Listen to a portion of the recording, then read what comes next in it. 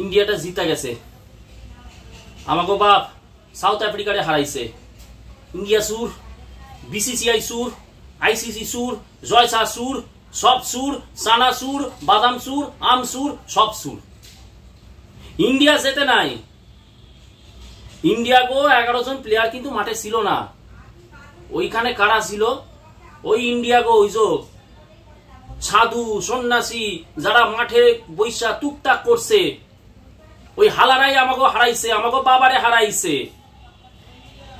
এই জন্যই তো ইন্ডিয়া সানা সুর, আম সুর, বাদাম সুর, সব সুর। না, আমি জয়জিৎ ভট্টাচার্য জাতির কথার পক্ষ থেকে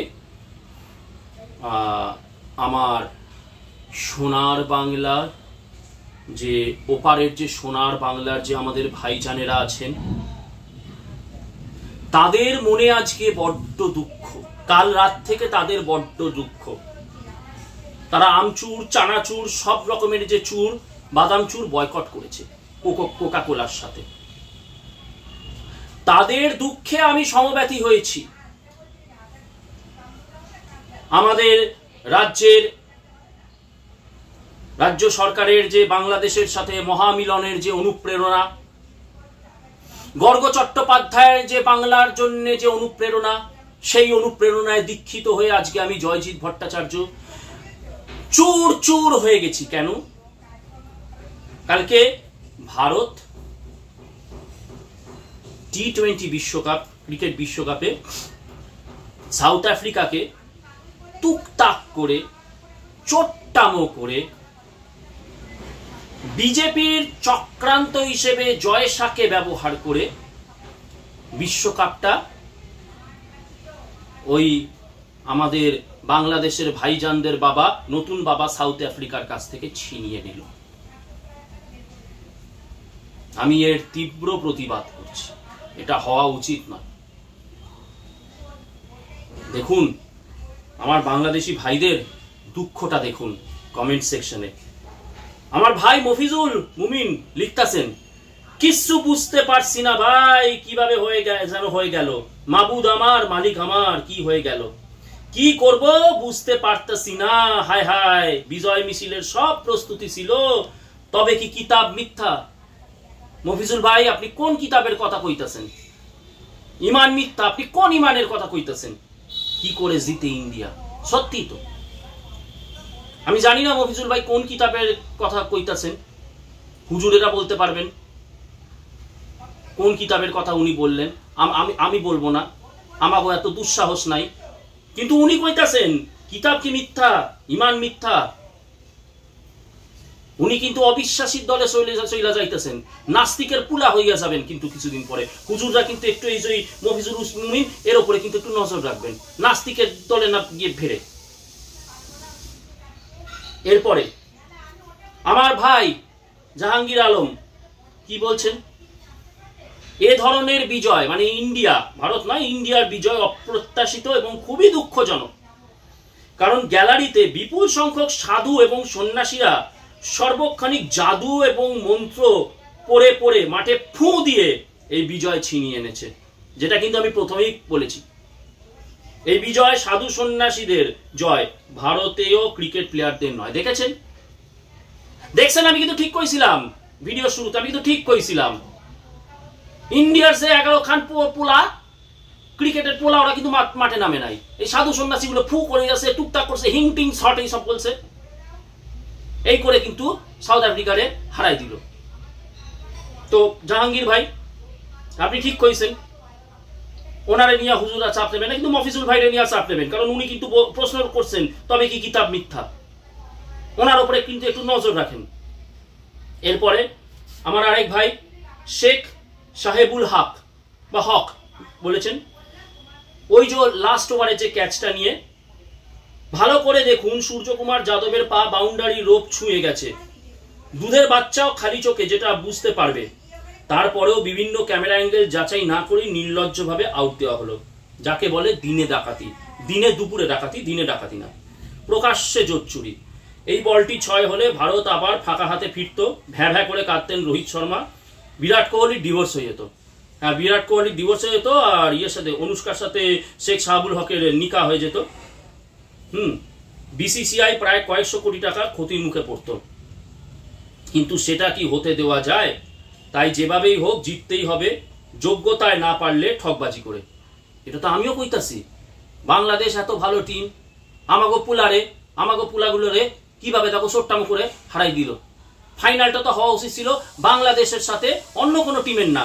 এই যে আরেকটা বাংলাদেশের এই যে ফ্যান বলে না, বাংলাদেশের যারা ক্রিকেট ফ্যান, তাদেরই নিয়ে ফাইনালটা হওয়া উচিত ছিল। বাংলাদেশের টিমের সাথে বাংলাদেশের ফ্যানের টিমের খেলা হওয়া উচিত ছিল।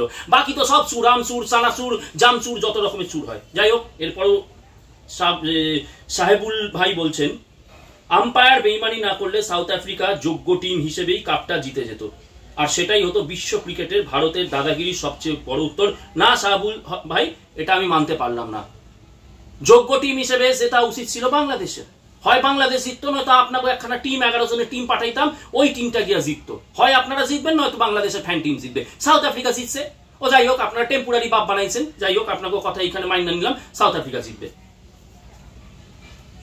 আর শেষে উনি লিখছেন, বারবার কেন জানি না টাকার কাছে ক্রিকেট হেরে যায়। সেই রোহিত শর্মার নো বল দিয়ে ড্যাশ বৃত্তি শুরু, এটা আমি বলতে পারছি না, হ্যাঁ পাবলিক জায়গা তো, কিন্তু এভাবে বেশি দিন চলবে না। আবার কোনো ট্রেভিস হেড বদলা নেবেনি। কেন ট্রেভিস হেড কেন বদলা নেবে?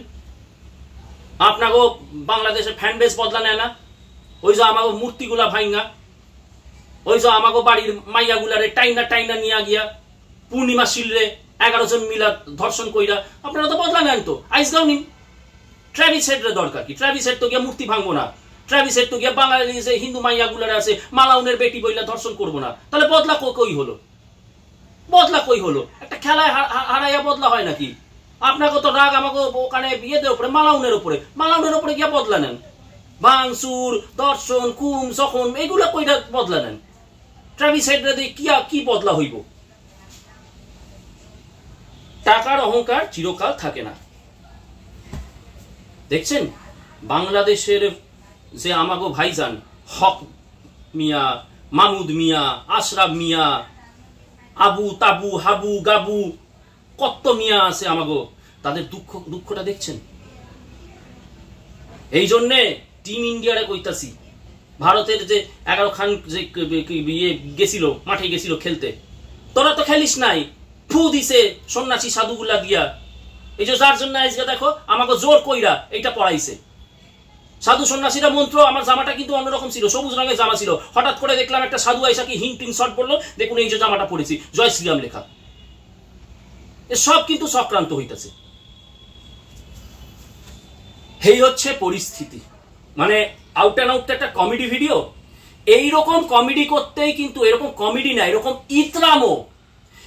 ইতরামো করতেই কিন্তু ওই বাংলাদেশের ওই আবু গাবু হাবু সাবু যত আছে, এই বাংলাদেশের এরা এই ইতরামোটা করতেই, যারা তাদেরকে, যে ভারত 3000 সৈন্য বলে, 3000 অফিসিয়াল, জানি না তাছাড়াও কত সৈন্যের বলিদানের পরে, এই কাফের সৈন্যদের বলিদানের পরে যে বাংলাদেশকে স্বাধীন করা হলো, সেই বাংলাদেশের এই আবু গাবু হক ফক মিয়া সিয়া, এরা আমাদের ভারত যখন ক্রিকেট ম্যাচে যেতে বা যে কোনো খেলায় যেতে, তখনই আমাদের সম্বন্ধে এরকম কথা বলে। আমাদের সাধু সন্ন্যাসীরা টুকটাক করছে, তাদের কিতাব নাকি, তাদের ধর্মীয় কিতাব নাকি মিথ্যে হয়ে যাচ্ছে। এরা কেউ বলবে পাগল, এরা পাগল না, এরা জঙ্গলি। আমরা ওই আন্দামানে বলি না জারোয়ারা তো অনেক ভদ্র। এরা হচ্ছে প্রকৃত অর্থে বাংলাদেশের এই আবু গাবু তাহের, এরা হচ্ছে প্রকৃত অর্থে জঙ্গলি, এরা নরখাদক। ওই জন্য তো আমরা তো বলি তো জঙ্গি রাষ্ট্র বাংলাদেশ, এটা একটা নরখাদকদের দেশ। ওই জন্যই বললাম না, আপনাদের শুনলে অবাক লাগলো যে ট্রেভিস হেডকে দিয়ে বদলা না, এরা তো করবেই। দেখেনি তো দুর্গাপুজোর সময় হনুমানের মূর্তির সামনে তাদের পবিত্র কোরআন রেখে দিয়ে তারপরে চলো ভাঙচুর শুরু করো, সাথে হিন্দু মেয়েদেরকে ধর্ষণ করো, গণিমতের মাল বানাও, টেনে তুলে নিয়ে চলে যাও, এই সুযোগে আরো হিন্দুর জমি দখল করে নাও, হিন্দুদেরকে নিঃশব্দে আবার পশ্চিমবঙ্গে বিতাড়িত করো। এবং সেটা নিয়ে যখন সিএএনআরসির কথা ওঠে, আমাদেরই রাজ্যের মুখ্যমন্ত্রী তখন তার প্রতিবাদ করেন, কিন্তু একটা সময় চাপে এসে আবার বলেন তিনি এর পক্ষে। এই হচ্ছে অবস্থা। সত্যি কালকে ভারত জিতেছে। ক্রিকেট নিয়ে আমার ব্যক্তিগতভাবে হয়তো খুব একটা আমার আনন্দ মানে নেই, ইন্টারেস্ট নেই, কিন্তু তাও আমি কালকে দেখেছি, কারণ আমি চাইছিলাম এই আমচুর চানাচুর ভাঙচুর, এই যে বাংলাদেশ, অ্যাকচুয়ালি তো বাংলাদেশ মানে হচ্ছে ভাঙচুর, চুর তো ওরা হচ্ছে ভাঙচুরের জাত। এই যে ভাঙচুরের জাত কালকে কপাল চাপড়েছে, বিধবার কান্না কেঁদেছে, সেই জন্য চেয়েছিলাম ভারত অবশ্যই জিতুক কালকে টি-20 বিশ্বকাপে। আর তার সাথে কালকে কাদের বুক ফেটেছে? ওই খিদিরপুর, ওই মেটিয়া বুরুজ, ওই কামারহাটি, যেসব রাজাকারদের যে বংশধর, যে রাজাকাররা, যে পাকিস্তানের খান সেনারা যুদ্ধে হারার পরে জ্যোতি বসুদের হাত ধরে ভূমি সংস্কারের নামে এই রাজাবাজার, খিদিরপুর, মেটিয়া বুরুজ, গার্ডেন রিজ, কামারহাটি এই সব জায়গায় বসেছে, এবং যারা প্রতিটা ভারতের ম্যাচ হারলেই যেখানে আতশবাজি ফাটে, যেখানে বলা হয় যে এটা মিনি পাকিস্তান, সেই সমস্ত রাজাকারদের বংশধররা কালকে চুপ করে গেছে। তারা হয়তো হাজার হাজার টাকার বাজি কিনেছিল, সেই সমস্ত বাজিগুলো আজকে ওই যে বৃষ্টি হচ্ছে সেই বৃষ্টিতে পচবে। সেই তাদের জন্য বলি বেশ হয়েছে, বেশ হয়েছে, ঠিক হয়েছে। তোদের সাথে এরকমই হওয়া উচিত, বারবার করে হবে। যদি বলে থাকিস টাকার জোরে, হ্যাঁ টাকার জোরেই, তোরা যেরকম সৌদির টাকার জোরে তোরা এখানে গায়ের জোর দেখাস, সেরকম আমরাও যদি বিসিসিআই যদি তোরা বলিস না টাকার জোরে, বেশ করেছে, যদি জিতে থাকে বেশ করেছে। তোরা ওই আমচুর চানাচুর ওই ভাঙচুরের জাতি হয়ে থাকবি তোরা সারা জীবন। এটাই তোরা নিকৃষ্ট, তোরা নরখাদক, তোরা ক্যানিবাল, তোরা জঙ্গি রাষ্ট্র। তোদের সাথে এরকমই হওয়া উচিত। আর তারপরে তোদের প্রধানমন্ত্রী শেখ হাসিনা এসেছে মোদির সাথে বৈঠক করতে, কি স্পেস সংক্রান্ত, বিশ্ব ব্রহ্মাণ্ড সংক্রান্ত, আমরা তো আজকে স্পেসে কোথায় চলে গেছি সেই সংক্রান্ত তথ্য আদান প্রদান। আরে তোদের মাথায় কি ঢুকবে? পি-সাইজড ইন্টেলেক্ট, ও মটরশুটির মতন তোদের মাথার বুদ্ধি, তোদের মাথায় কি ঢুকবে? তোরাই তো বলিস কিতাব কিতাব কিতাব, তার বাইরে তো তোরা যেতে পারিস না। আমি বলছি না, কিন্তু তোরাই বলেছিস। ওই মাহফিজুল নিজে বলেছে কিতাব মিথ্যে, আমি কিন্তু বলিনি। তার বাইরে তো তোদের কিছু ঢোকে না। তোরা আবার স্পেস টেকনোলজি নিয়ে এক্সচেঞ্জ করবি, আবার তারপরে এই গালাগালি দিবি, আমচুর চানাচুর ভাঙচুর করবি, পূর্ণিমা সিল্কের মতন মহিলাদেরকে গিয়ে ধর্ষণ করবি, তারপরে কোমরে ব্যথা, বুকে ব্যথা, হাতে ব্যথা, পায়ে নিয়ে ওই বাংলাদেশের মৈত্রী ট্রেন নিয়ে শিয়ালদায় আসবি, এসে তারপরে কলকাতাতে এসে চিকিৎসা করে বাড়ি যাবি। বাড়ি যাওয়ার সময় আবার বলে যাবি ইন্ডিয়া চুর, বা ভারত চুর, বাংলাদেশ আমচুর চানাচুর। আর এদেরকে আমাদের রাজ্যের মুখ্যমন্ত্রী নিজের ভাইজান ইত্যাদি বলে করেন। তো সেই জন্য বেশ করেছিস, তোরা হারিয়েছিস, এরকম ভাবি প্রতিবার হারবি। তার সাথে গার্ডেন রিজ, মেটিয়া বুরুজ, খিদিরপুর, কামারহাটি, যেখানে যত এই রাজাকারের বংশধররা যারা রেডি ছিল কালকে উল্লাস করবে, তোদের উল্লাসের মুখে ছাই ঢেলে দেওয়া হয়েছে। এইভাবেই ছাই ঢেলে দেওয়া হবে। ভাবিস না যে এখানে ওই তোদের সাপোর্টাররা ওই রিগিং করে দাবরানি দিয়ে ধমকে চমকে জিতে যাচ্ছে বলে তোরা সারা জীবন দাপ রাখতে পারবি। একটা কথা মনে রাখিস, সনাতন একমাত্র ধর্ম যা ঈশ্বরের সৃষ্টি, আর যা ঈশ্বরের সৃষ্টি তাকে কোনোদিনও শেষ করা যায় না। সেই জন্য জয় সনাতনেরই হবে, যেরকম কালকে সনাতনের জয় হয়েছে। জয় ভারত, জয় ভারতীয় ক্রিকেট টিম, জয় হিন্দুস্তান, বন্দে মাতরম, ভারত মাতা কি জয়, জয় হিন্দু রাষ্ট্র, জয় হিন্দু রাষ্ট্র, জয় হিন্দু রাষ্ট্র।